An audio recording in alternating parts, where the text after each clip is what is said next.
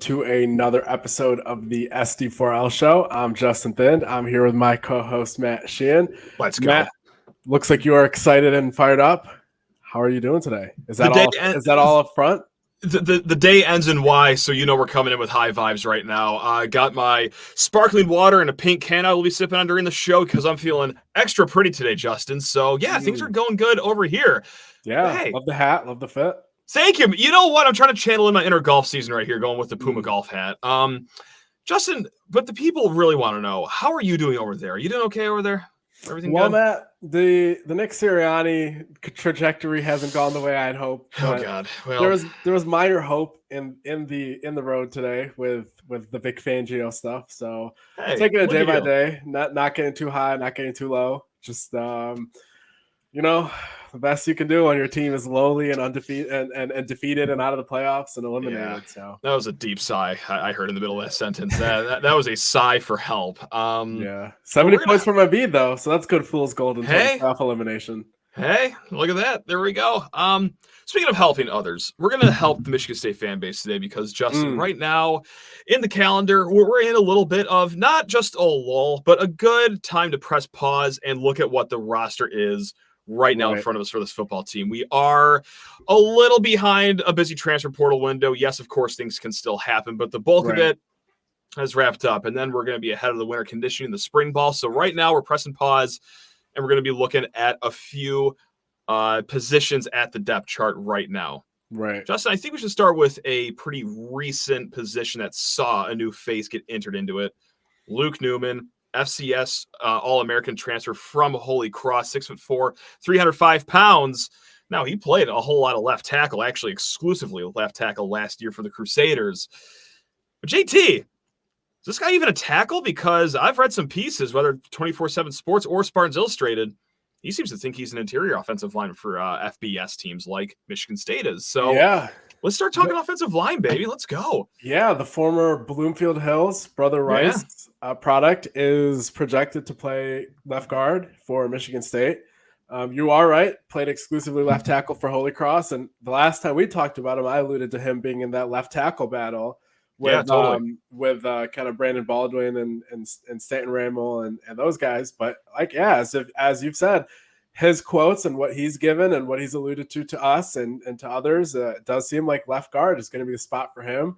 I don't expect him to have much difficulty winning the job because really Gavin Brocious is coming off an injury that we don't know much about. I can't really give him the nod there yet. And Chris Phillips, Big Dooley, we'll see. I mean, I guess he'd be a good threat there. Also competing for the right guard spot with Gino Vandermark because obviously everything is always up for competition. So you're looking at left tackle now. I guess with Stanton Ramel tearing his ACL last year, I probably wouldn't have him in the same tier as maybe Baldwin and Ashton Lepo in terms of the likelihood to win that job. Not as a redshirt freshman.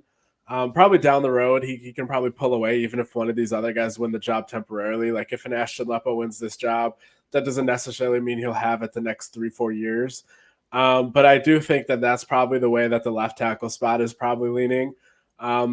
Baldwin had a high ceiling. He came in, just had a season of JUCO that got canceled.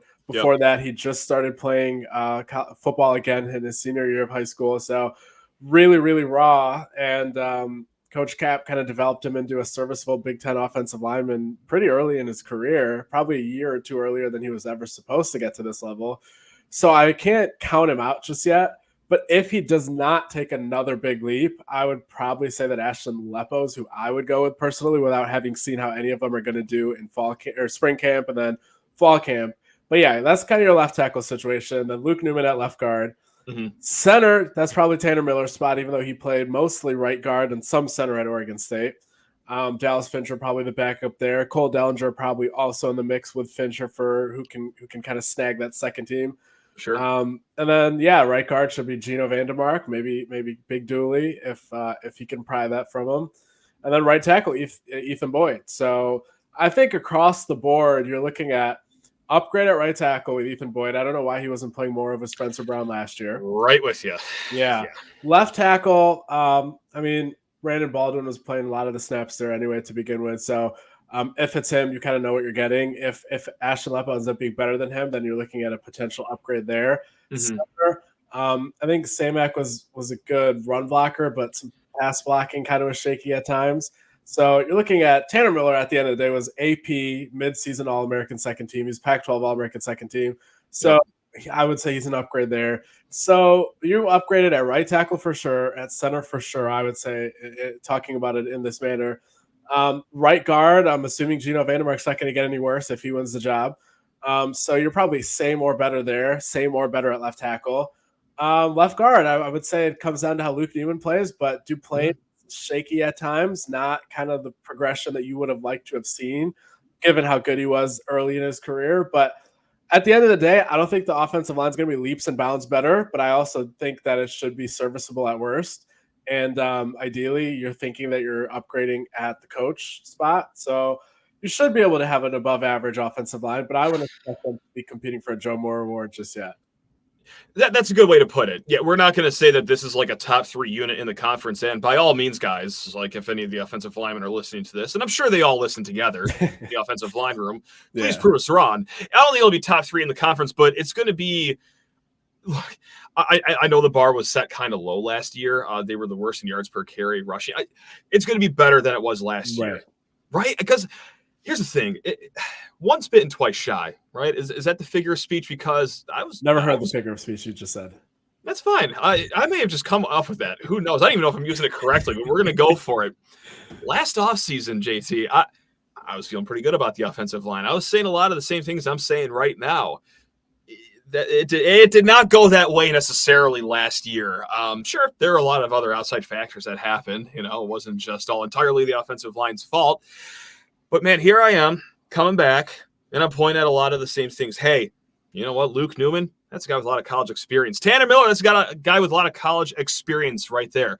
Just how I looked at Duplain and Samak and said, that's experience. This is going to go well. And then, hey, who do we got but another offensive line coach that is known as one of the best in the country, just like the last guy was.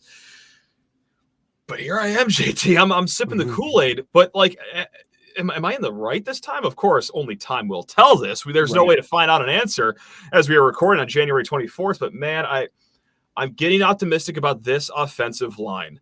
And, boy, does this sound like for the same reasons of last year. But, hey, there's reason to believe that it'll be different. Yeah. There is actually reason to believe it'll be different, though, this year. And one factor that you didn't mention that will help the offensive line is the fact that if they do get beat on a pass rush, the guy that's going to be over there in the pocket is going to have more mobility than any quarterback that Michigan State's had in recent memory. That's fair. So at least overall sack yardage-wise, that should be an issue that is a little bit mitigated, which – really, they didn't give up that many sacks last year. That was not really the reason the offense was stagnant. Middle of the pack in the Big Ten. Right. It's the fact that even when the quarterbacks had time, the routes just were not worth if the routes are getting stopped within a second of the ball being snapped, it doesn't really matter whether the quarterback's getting sacked at 1.5 seconds after the snap or 2.5 seconds after the snap. Like the fact of the matter is the route trees are horrible. But so now you're kind of looking at a situation where not only does that stop the pass rush from kind of blitzing maybe 6 guys without a quarterback spy and Childs taking off the backside. Also in the run game, they're not going to be able to pursue and crash the edge as hard because if he pulls it on a read option, you're in big trouble then. So in all sense of both the passing and running game, the defense is not going to be able to just blindly pursue as hard as they were last year. So it helps in that regard, just taking some pressure, taking away some decisiveness from defensive fronts. In addition to ideally in a vacuum, the offensive line also taking a slight step forward. And so that's the offensive line as far as depth goes. And look, we're going to talk defense here in a little bit, but as far as offense goes, we're seeing the offensive line depth chart starting to take shape here as we go into spring ball. And of course, things are subject to change. Like there may be a name added or missing by the time we get into the summer here. But you're feeling pretty good about the quarterback. Okay, I got a pretty good idea that it's going to be Aiden Childs number 1. At quarterback. Go ahead and jump in if you think that's incorrect. But running back as well, that's another position. You kind of see the pecking order there too. Tight end, Jack Velling. You imagine he's going to be the day 1 starter. You got some good depth behind him too with young guys, Brandon Parachek, Jack Nickel. Receiver's the only one that I'm kind of wondering if there's a clear picture. You could just pencil in, Sharpie him and Montori Foster for one of the roles. Right. Jerron Glover on the other side, maybe. Lante Brown still sticking around. You got TJ Sheffield, perhaps. Nick Marshall's a contributor. So Antonio Gates. Antonio, of course, the big body Antonio Gates Jr., the guy that probably comes in with the most size of any returning receiver. So that's going to be another interesting picture to have cleared up here. Do you have a pulse on where the receiver room is looking at right now? Yeah, I guess with Sheffield, it'll be interesting to see from the academic side of things how that plays out heading into the summer. Not very clear right now, but it's not one of those things where the kid is wavering. So at least that helps understand the picture somewhat. So whatever ends up happening from the academic side is kind of what will take care of that situation. So we'll see what happens there. But yeah, like Montorie Foster, he was pretty good as a route runner. He had some drops, a couple touchdown drops as well. But like at the end of the day, like he was a pretty refined route runner, especially for the limited routes that Jay was asking the receivers to run. And then, yeah, with a guy like Jerron Glover, you saw flashes of potential. Now, if you have a better scheme, a better offense, a better quarterback, that can unlock a lot more production out of a guy like that in a vacuum has the skill set to make contested catches, to run the deep ball route. So you're going to be able to see increases in production from those two just because of scheme alone. Does that mean that a guy like Sheffield, if he comes here, isn't going to come in and immediately be wide receiver one? No, it doesn't, because he's a guy that he was limited behind David Bell and some other guys at Purdue over the years. And again, like the volume wasn't there, but if you watch his highlights, which obviously highlights are somewhat at their best, but that basically tells you their potential. And he has a ton of potential, can run every single route, make contested catches, yards after catch on slants, deep balls. So, like, I think at that point, you're okay with those three receivers as your starters, assuming the scheme gives them a leg up from what they had last year, and Aiden Childs ideally being a better quarterback than they had last year. So, yeah, like the receiver picture, we'll see how it shakes out. There's a lot of teams around the Big Ten, like Michigan even, Penn State, where there's a lot of bodies, a lot of names, a lot of guys, but, like, nobody really knows who's going to step up and be the guys. So you'd think if you have a good quarterback and a good OC that three people out of that would be able to step up. So we'll see who they are. But I think they got enough guys. It's just who's going to be the difference makers out of them. Kind of reminiscent of last year, too. Like everyone figured, all right, yeah, Trey's going to be one of those guys, but it's anyone's guess as to who's going to be the other guys. But so, again, there's a lot of football left to not be played before the game or the season even kicks off. Let's go to the defensive side of the ball, though. I think secondary, the starters there, sure, like that is pretty cut and dry. You know who the safeties are, the cornerbacks are. It's going to be Jaden Mangum, Malik Spencer, and then probably Dylan Tatum, Chance Rucker for the cornerbacks. Right. Defensive line, feeling pretty good about that. Chris Bogle, Avery Dunn. I'm sure one of the young defensive ends will have something to say about that maybe before the season starts, if not into the season. And regardless. Dunnigan. Quindarius Dunnigan, of course, and that kind of goes into the defensive tackle, too. Sure, Derek Harmon, Simeon Barrow, but hey, another defensive line transfer, Daquan Dowse. He's got something to say about that, too. Feeling pretty good about that. There we go. Maverick Hansen for his 21st year of college eligibility. Must be nice. Shout out to Ben Nelson, too.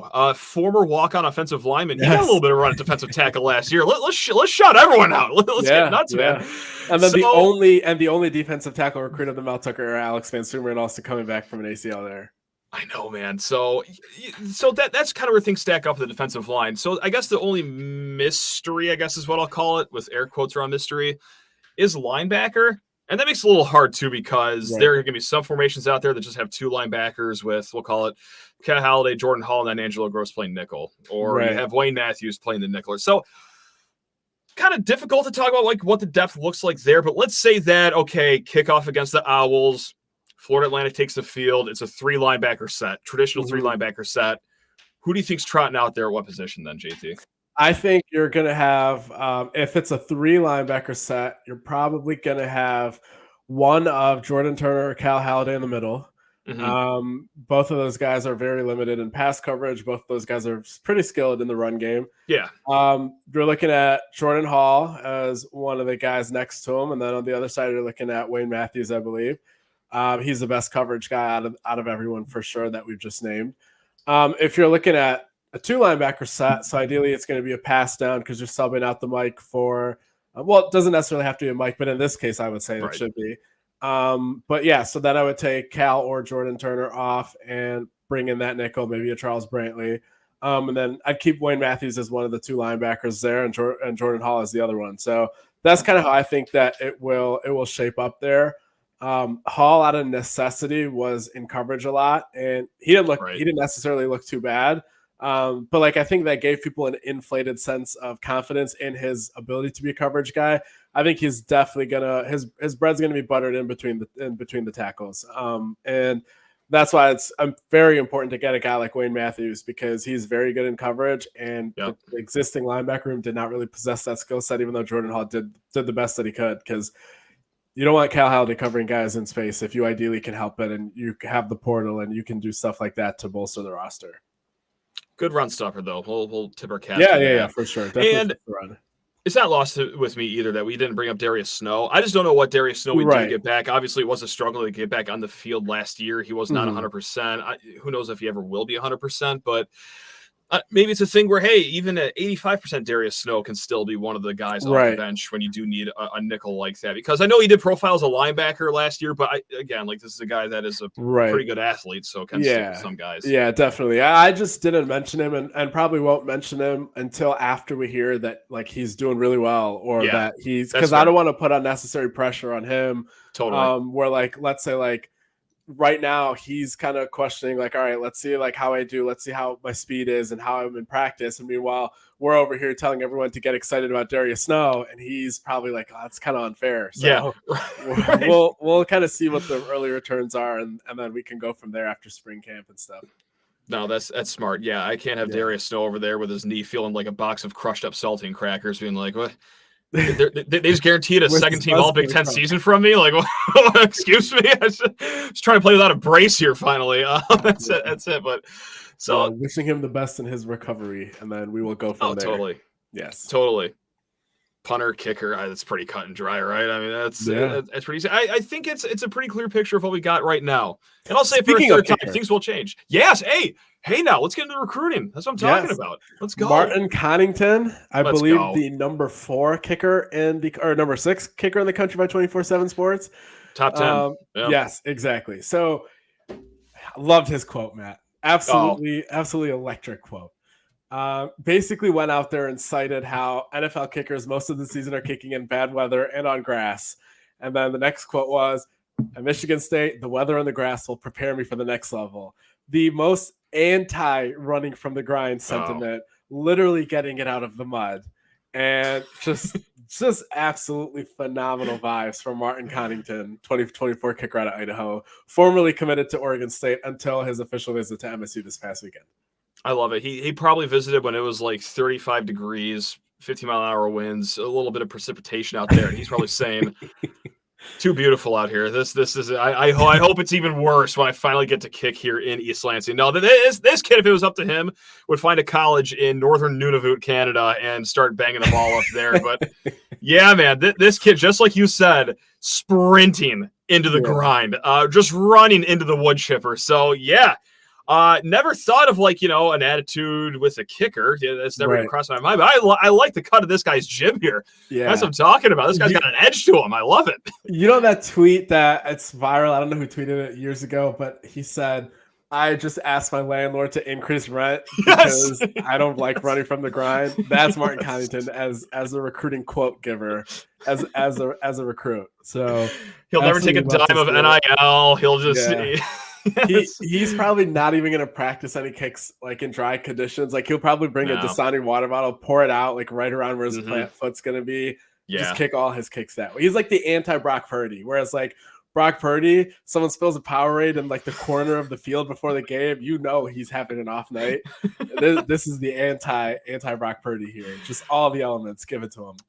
This kid's gonna be spilling a box of thumbtacks right where his plant foot goes during practice. He's never gonna use his combo exchange, as a student there. Like he's never gonna do anything that's a handout or make things easy for him. So you know how like back in the day, I forgot who it was on the Pistons, but like in the pregame, like in the tunnel routine, like I think it was Rip Hamilton and somebody else, like they'd have like they'd punch each other to like hype them up and stuff. He'd legitimately ask like his teammates to like give him 2 black eyes and a concussion because he doesn't want to kick with clear vision, because like he's all about the challenging. And then he goes out there and he's like, "Oh, this is easy in perfect conditions." Simple. has a Brandon Aubrey type of 20 for 20 season, and that's the secret formula right there. Hey, when it's a playoff game at home at Spartan Stadium and it's December and we got the Miami Hurricanes just already getting back on the plane before the game even kicks off. Whew, I mean, this kid's gonna be ready at the very least. No Tyler Bass situations over here. No Anders Carlson. I guess I could talk about his actual kicking too. He does have a clip on Twitter where he does nail a 62-yarder right down Main Street, down the middle. He had a 50-yard field goal at his homecoming game in the great state of Idaho, and he said it was against the wind. Whether it was windy or who cares, a 50-yard field goal that looked like it would have been good from 65 still plays under any circumstance. So Matt, if got a big leg. If it wasn't windy, he would have refused to kick. So we know that it was windy. That's a great. He would have kicked with his off foot. You're right. That is a sterling observation by you. That's what I'm talking about. So ideal situation for him. He's going to learn under Noah Kim this year, right? Redshirt probably, and then 4 years after that as a starter if everything pans out well with Martin Connington. That's right. We're in flip-flops for every game because cleats are too easy on him. That's right. God, can't wait for this kid. There we go. Yeah. And then kind of other recruiting stuff, several defensive tackles to monitor heading into this weekend. We'll dive into more of those after this upcoming weekend happens, and we can break down those visits after. But some D tackles to keep in mind. One of them is an Auburn commit right now. 88 rated, 24/7 sports prospect. So dive into him and the others. And then also Jalen Brown, wide receiver, 3-star from Texas, 87 rated on 24/7 sports. I think we mentioned it last podcast a little bit, but just a very underrated kid. Alan True and Corey Robinson and those guys, like they're a big fan of his tape.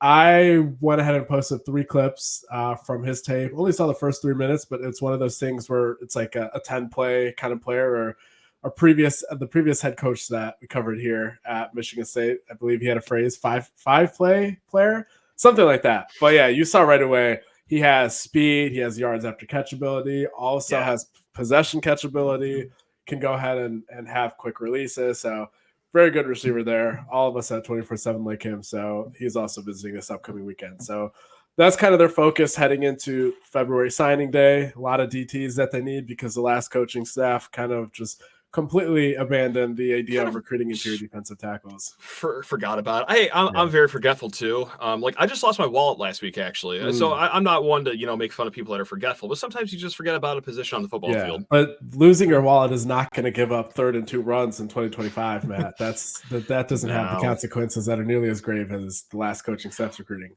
I don't know. I did lose it in East Lansing, so maybe it's on like the football field somewhere. And you haven't gotten it back? Oh, no. This is long gone.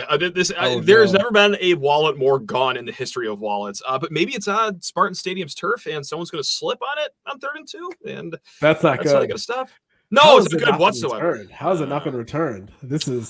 People don't see the name of the Matt Sheehan's wallet. I've got to tweet at him right now and get too many enemies. Way too many enemies. That or it's just like in my... Yeah, that or it just like fell out of my pocket when I got out in the street and a plow drove over it. So Wolverine fan 072 just got him and they're making fake passports under your name and it's over. I was wondering why my Amex was $15,000 for the next month, but I'm sure that'll just buff out. That's fine. We'll just all those Lululemon khakis. That's right. That's just a future Matt problem over here. But that takes care of everything that happened in the football world, right? Nothing else notable happened. That's especially specifically for the state as well. That's just about it, right? Now that you mention it, Matt, the state might have a decrease in khaki sales. Slight one. Slight one. Here's how I'll start the conversation. And we're going to address the elephant in the room. Jim Harbaugh, he's going to Los Angeles to be the head coach for the Chargers for the next 3 years until that flames out. I'm not going to be like snarky. I'm not going to, grave dance because quite frankly, I'll admit it. Like I can't. They won the national title. Like it's fun that he left and everything like that, but I don't have any snark in me. Really, I'll speak from a legitimate observational standpoint here. It's interesting times, and yes, it does directly impact Michigan State for recruiting. The protected rivalry, we face Michigan every single year until the sun burns out. So it's fascinating to see what's going to happen over there. Odds are Sherrod Moore. I don't think I'm overstepping by just assuming that's going to happen, right, JT? Is that kind of like what you're feeling? Yeah. Has there ever been a man more pre-fired before? And again, I'm not saying this as a salty Spartan being like, oh, he's going to fit. Like, look at it. What did Harbaugh say before the season? Like, they have like 20 some NFL draft picks. That is exactly what he said. He's not going to be too far off. I don't know if he'll get to 20, but there is 18 starters, I believe, they have to replace on last year's team, including the quarterback, which is a pretty important position. And that schedule is frolic through the daisies. So not only are they off a national title, expectations are going to be sky high with a lot of the fans over there. Now, granted, there are some fans that do understand the context. Okay, we're replacing a lot. It's a hard schedule. It's replaced a lot of talent. I don't know, man. I don't know how many donors are going to be all too jazzed with like an 8-4 record should they do that next year. And I got to say, I swear, I'm not coming off as a hater. That's probably what they could be looking at here. Absolutely, Matt. Absolutely, because now keep in mind, like let's even take the bias out of it. If the betting lines allow, like let's say the over/under for Michigan wins is 9.5, right? I would definitely take the under on that. And this is coming from someone that placed both big money bets on Michigan to win the Big Ten and the national title this past year. So likewise, exactly. So Michigan. I'll read their schedule. I was pulling that up when you were talking. I got it up too. If you don't have it, if you just want me, to I got it. Okay, yeah. At versus Fresno State at home. Yeah. So not the worst, like lowest quality P5 opponent right there, but they should win that one still. Yeah. Then you go and play Texas at home. Mm-hmm. That's a loss. There's no question. Like Texas is probably the third best odds for the national title behind Ohio State and Georgia. Mm-hmm. Maybe Oregon might be a step above them, but home against Arkansas State, you're looking at 2-1. Now USC is going to be the pivot point of their season because USC is in a similar transitional thing where they're not losing 20 draft picks, but they're losing the number 1 overall pick in the entire draft. But their defense should be slightly better with Danton Lynn. And maybe if the Eagles are stupid enough to hire Cliff Kingsbury, their offense should take a step up for getting him out of the room. So USC could be better next year. And they weren't horrible. They just had an epic collapse at the end once the game stopped mattering. Yeah, sure.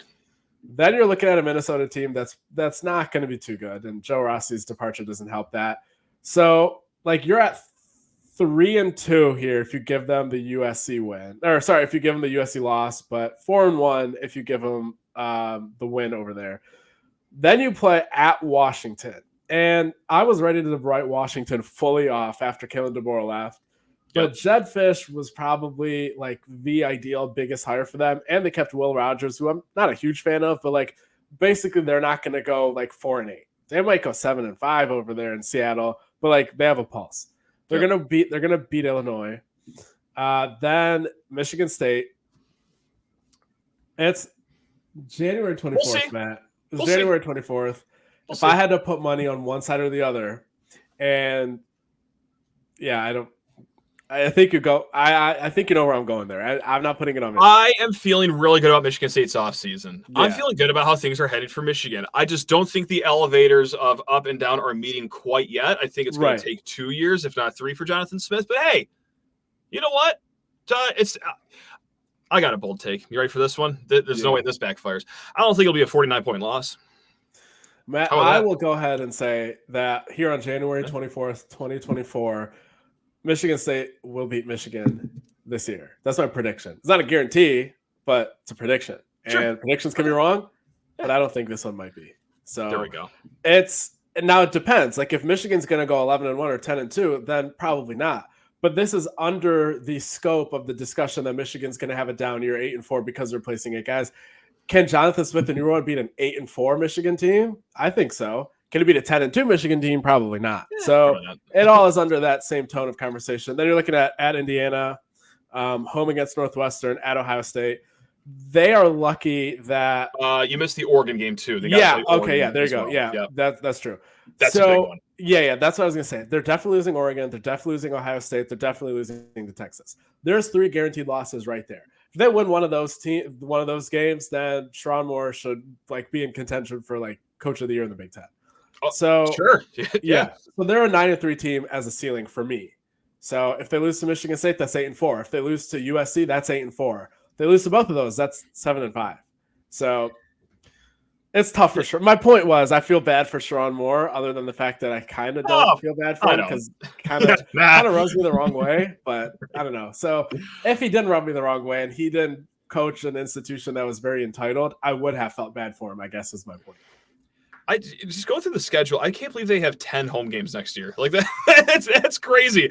Go through the schedule. They don't leave their own stadium until that first weekend of October when they go to Husky Stadium. I don't know how they get to do that every single year. The good old day. Good for them. Good for them. That's wow. We need their schedule maker over here, but no, it'll be a tough gauntlet.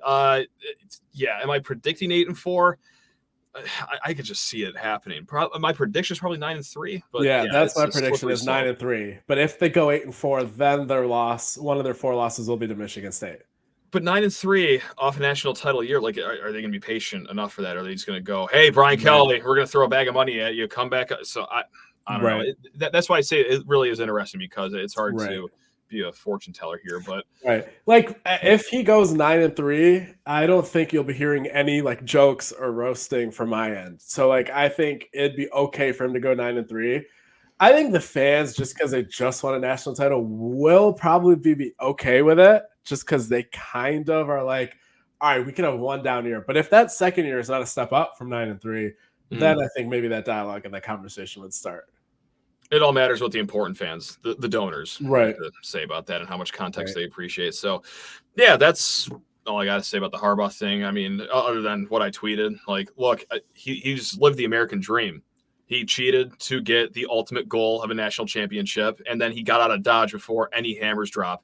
And no, that's not just me being a salty Sparty over here. Like that is legitimately the dream. Cheat to win. Everyone should do it. My God, I've been saying that forever. That like, okay, if nothing happened to Bill Self in Kansas, everyone should be cheating their face off right now. And when you do know that sanctions are coming, and guys, I know that Charlie Baker said that, hey, they won the title fair and square. That doesn't cancel the 2 investigations going on. Like his little cute quote, 24 hours after your national title, to make you feel warm and fuzzy, actually doesn't change that much here. There's going to be some things that happen. How severe they are, we'll never know. Is that national title going to get vacated? Heavens no. But even if it does, you take the trade 10 out of 10 times. You saw the games. You lifted the truck. Who cares? Who cares? So, yes, when I say that, yeah, he cheated. He won, but he got out of Dodge. Like, no, I am jealous of him. That's the dream, JT. So, yeah. That's my stance on it. The NCAA and Charlie Baker are not walking into people's houses and taking those Costco national title T-shirts away. That's for sure. No, they're not. So, there we go. I mean, hey, if Washington beat Michigan national title, I would not have the same respectful tone right now. You would have to get all the jokes would be on the table. Oh my God, I'd be going until Sunday. you couldn't get me off this microphone. But however, they did it. They won, and it is definitely relevant news to talk about. And wow, have things really shaken up here this offseason for both teams in the direction that I like personally. So I mean, I guess just kind of a quick summary of like what Michigan State has done to kind of close the gap. Like you said, it's not just there yet. We're looking at a team where Jonathan Smith has come in. He's taken over a program that should have won probably 7 games last year with halfway decent offensive scheming and better route trees, even with all the same personnel. They could have won the Iowa game. They could have won. You think they win the Rutgers game with another coach up 17 points in the fourth quarter? You think? Okay. So you got 2 right there. Basically, they still lose the Michigan game. They still lose the Ohio State game. They still lose the Penn State game. They still lose the Washington game. The Maryland game had a final score that was very lopsided, but with those pick sixes and the fumbles and all of that, that's what caused that gap. I still think they outplayed, and they outgained Maryland. So, like, I think that could have been a win. It's not crazy to say 7-5, and 8-4 might be a little crazy, but they were not that far. Basically, this rebuild, he's not picking up a true 4-8 program. He's picking up maybe a 500, maybe a 7-5 program. Now, you take in the fact that the staff has been significantly upgraded, at least on paper. Maybe, like I said, 2 out of these 10 guys, maybe fans will be saying, oh, they need to be upgraded in 2 years. But, a good staff on paper today that really I can't find any complaints with. Poaching an assistant from Oregon for pretty much the same position. Bringing 2 of one of the most valued coaches that were on the West Coast, which Coach Jim Michalczyk at O-line coach and Coach Brian Wozniak at tight ends coach. one of the biggest reasons Smith was looking to leave Oregon State was the fact that he was worried he wouldn't be able to retain those guys had he stayed there. Gotcha. So you have guys that are so valuable in the operation that are coming here. Coach Blue Adams gives you the state of Florida. He played in the NFL. He seems to be doing a great job connecting with kids. So the staff as a whole is good. Now you look at what he did with the roster that he came here. All of the people that they wanted to have return that enter the portal pretty much did. Jacoby Windman, I know he entered the portal, but then he went to the NFL. And Zion Young, who ended up going to Missouri, are pretty much the only losses from everyone that entered the portal. You don't see that many starters enter the portal and then come back. So what he's done from that standpoint has been impressive. Then the way that he has used the portal has been so much more effective than the previous staff. Now, granted, he might take some flyers in the spring, but nobody that he's taken so far in December is any worse than a rotational defensive lineman. You're looking at starters at every single spot, and then we'll see about Daquan Dowse and Quindarius Dunnigan. I would probably say that Dunnigan starts and Dowse is DT3. So, that's the framework of portal guys they've gotten. Obviously, Aiden Childs is probably better than any pickup that Mel Tucker has had other than Kenneth Walker in that entire era. Now you start branching out and you see, okay, developmentally, they should at least get better at offensive line right away. You're looking at probably receivers coach with Courtney Hawkins, them probably just getting better from scheme alone. Tight ends coach, I think there'd be a big upgrade there. And quarterbacks coach, Brian Lindgren, the OC, upgrade there. Defensive side of the ball, you could probably say the same at defense line coach. Now that they got two coaches, Coach Wilt and Coach Legge. So you're looking at guys all across the board that are upgrades. So as a whole, this program infrastructurally, talent-wise, it has upgraded in big ways. And the process has been so refined and intentional that it really makes you feel like it's sustainable. There's nothing flash in the pan about how this was done. So that's kind of my take on the gap is closing between the top tier of the Big Ten and the bottom. And Michigan State's not getting left behind in that. And I think they've done a great job of positioning themselves right there behind that Ohio State and Oregon tier to probably be that next team to sustain themselves right in that 10-9 win range and above for years to come. Wonderfully said. I mean, that knocks it out of the park because, we've all felt optimistic before some seasons before, but this one doesn't feel like fool's gold. And the point that I just want to, just kind of piggyback off of is what you're saying with the roster and the transfer portal and the guys that got back. How they do have a decent roster, a roster that could have gone 7-5 last year, let's call it, is look at the guys that did it in the transfer portal and not just the names of the guys that came back, but the other schools that were after them. All right, that this isn't like Monmouth was after, Gino Vandermark, for example. Right. Oklahoma was clearing an apartment out for it. Like they thought for sure that he had him. Look at Derek Harmon. Like there are Jerron Glover. He took an official to Georgia for crying out loud. There were big programs that wanted Michigan State's players that they did get back. So it's not like they're just bringing back players that, no one wanted. Like, no, these are serious Power 5 level players that are being brought back. So that's another reason to feel solid about how things are going this offseason. No doubt. No doubt. Is there anything else you want to touch on, Matt? Just shooting hoops. Big game Friday, man. BartTorvik.com has you as 2.5-point underdogs, which might be a little bit of a surprise. Wisconsin is cooking so far this season. They have a top 10 offense in the country. But, man, unranked Michigan State just being by the computers 2.5-point underdogs. It'll probably be closer to 4 on the sports book is my guess when it comes out. But it's a game that I'll say it. I do expect Michigan State to win. I mean, if we're going to take ourselves seriously as a program, we're going to say, hey, we're due for a run. Right. This is a game you do expect to win, even though it's going to be a tough Friday night game on the road in Madison against a very good Badger team. But it'll be a big one here. So, didn't want to go too far into basketball here. Nice, great win on Sunday. For sure. Disgusting win, but any win on the road, my God, great win, JT. So, no doubt. Jesus. Yeah, I mean, you saw Wisconsin on the road against Minnesota almost drop that. So it's tough to win on the road. Everything's a battle in the Big Ten. We know how hard it is to win on the road. I'm sorry, I shouldn't have said that was a disgusting win. It was a disgusting 20 minutes the game ended on because that first half they had against Maryland, probably, definitely their best conference half that they've played. I was going to say best half they've played. The Baylor game really sticks out. Sure, but top 3 half they ever played so far, and on the road in front of Maryland's 16 fans. That I didn't get. I thought they were like a proud basketball school. When the cameras open up on the game and there are more people listening to this show right now than there were in the stands at Maryland, it's like, did they get footage from an hour and a half before the game? They're just showing us now. What's going on in College Park right now?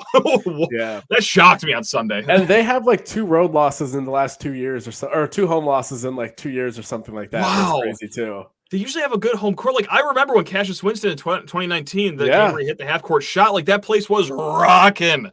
I mean, so it just what? Like, did Kevin Willard tell every Terrapin fan just to go F themselves? Like, I don't know what happened there. But, yeah, so a little bit of shooty hoops right there. Big game Friday. Of course, we got the big home game against Michigan on Tuesday. Don't know if we'll record before that, but no Doug McDaniel because he's doing the road game only suspension still. Yeah.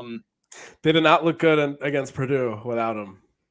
You know, did they cover the spread? Were they given 49.5 points? No, shoot. Okay, no, well. They did not cover 18.5. Not to talk about Michigan again. Can I just ask one question about this Doug McDaniel suspension? And I swear this isn't like me trying to be funny. This is a legitimate question. Isn't it better for the team just to suspend it for 6 straight games instead of doing all road games? Inserting and taking out a guy over and over again in the lineup? Like, well, like if you want to just help him and the team alike, right? Just do 6 games. And I get that it's for academics, and the whole reasoning maybe is because, like, oh, he's at home during the road. No one cares. No one cares. Just suspend it for 6 games off the rip. Call it academics, and like no one's gonna cause a fuss. Right. You just made it weird with the road game only suspension, and I'm thinking like that can't be healthy for the team. So I don't know. Because like you're like hurting your ability to go on a late season run as well because of that. Like Yeah. And like you need those road games, especially like as it gets towards February and March. Like if you're trying to build, I mean, I think at this point it's past the ability to raise it's done and get in. So I guess it doesn't really matter. But yeah, like you definitely would rather just rip the Band-Aid off, get those 6 games out of there, and then have them for the rest of the season. But I don't know, man. What are they? They're not going to do anything normal over there. I mean, like you saw with like the Michigan thing, like with Harbaugh, like they wouldn't give him the immunity thing the whole time, and rightfully so. But then today they get the immunity clause in there, and they agreed to it. Nice. But like it was done just so Warren Manuel can give reporters the sort of scoop of, hey, I did everything I could. I agreed to everything you wanted. Please don't blame me when he leaves. Right. But like if you were going to give him that and not stand on principle, then why not do it 2 weeks ago so you actually have a better chance of using that as a staying factor? So like I don't understand anything about how they operate from an administrative level or procedural level at all. Please, naming another head coach 10 minutes before the game. The head coach is apparently on a 0 tolerance policy, and he's had 5 strikes ever since that got implemented. I don't know, man. Again, not to go on and on about Michigan, but wow, it's a very soon to be opponent. I just can't not bite my tongue when it comes to everything that's been going on so far this year. Like, hockey's doing good, though. Still first place in the Big Ten. They're up 4 points on Wisconsin. Wisconsin has 2 more games to play other than the Spartans. But nice little comeback win last weekend at Yost after getting clobbered at Munn Arena against Michigan. At some point, JT, they were down 11-2 combined in the 2 games, and they roared back and got the win at Michigan. Yeah. So up 4 points. Wisconsin 2 games in hand. Notre Dame, the 3rd place team, not really in shooting distance right now, but back-to-back games at Munn this weekend against Minnesota. Michigan State, they're number 7 in the pairwise rankings. Minnesota, they're number 9. So this will be a good one. In Minnesota, always a traditional hockey powerhouse. So this will be a good one. And JT, my favorite part, Saturday we could actually like watch. You don't have to pay the extra $10 to get the worst feed of a sporting event you've ever seen on Big Ten Plus. It's on Big Ten Network at 4 p.m. and even better earlier that day. If you're in East Lansing, go to the noon game. Spartan women taking on the Wolverines at Breslin Center. So noon, state basketball, women's basketball. Then the hour and a half between that, go to Harrison Roadhouse, go to Crunchies, double-decker McDonald's if you're really feeling fancy, and then 4 p.m. head over to Munn. So there you go. Just want to leave people with an itinerary before we head out here. Speaking of hockey, Matt, once I found out that the Eagles were not faring Sirianni, I decided to end my hiatus with hockey or of not watching hockey, and I've reinvested myself in the Flyers. Good for you. I will tonight. Well, this posts on Thursday morning. Tonight I will be at Little Caesars Arena cheering on the Flyers. So wow. The thing Look is, at you. like last year, right? I told myself I was going to get back into hockey because I used to be a huge like Flyers fan back when they went to the Cup, and even before that, like not just when they went to the Cup, but like when they had Mike Richards, Jeff Carter, Daniel Briere, Simone Gagne, all those guys. And then like I got out of it for like 8-9 years, and then 2 years ago, opening day, I googled NHL power rankings, and I scrolled and I scrolled and I scrolled, and the Flyers were 30th. And this was back when I believe they only had 30 teams or 31, I don't know, maybe. And I'm like, all right, not this year.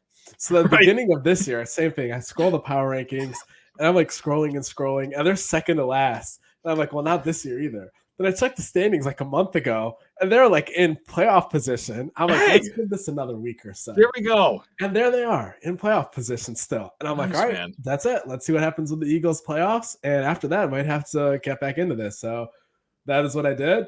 Obviously, I'm admitting to now re-bandwagoning, but I was I was not a bandwagon back in the day. So it'll be interesting. Now if they lose and I'm in attendance, I'll probably abandon it again.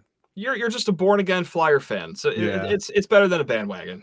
I'll never forgive what Antiniemi was able to accomplish in that Stanley Cup final when he stood on his head and stopped every single shot and won the cup by himself. Just moved you. That's on top of that, man. Well, hope it's a fun time for you. Hockey, an incredibly electric sport. Oh, definitely. Probably the most fun sport to watch, to be honest. Like, you take away, like, I don't know, like the personal investment's just not there for me, but like literally just the act of playing the sport. Yes. I mean, I guess watching them playing the sport, I think it's just the best action, the best nonstop action. That's a really good, because I love watching volleyball because like it's a point every like 15 seconds. Like the rallies. You know what I always catch myself doing though is like whenever it's a playoff, I always say like, oh my God, playoff blank is the best. Like playoff hockey is the best. It's awesome. Right. And then I'll be watching a playoff baseball game. I'll be like, oh my God, nothing beats playoff baseball. And then of course we're in the middle of the NFL playoffs. And even if the Lions weren't in it, like I'm watching every single minute of every single game. It's like, oh my God. So I guess it just comes out to just like, I just like sports. Right. How about that? I think the biggest jump between regular season energy and postseason energy is definitely baseball. So that's 1,000% yes. Like no question, because hey, look, I like baseball a lot.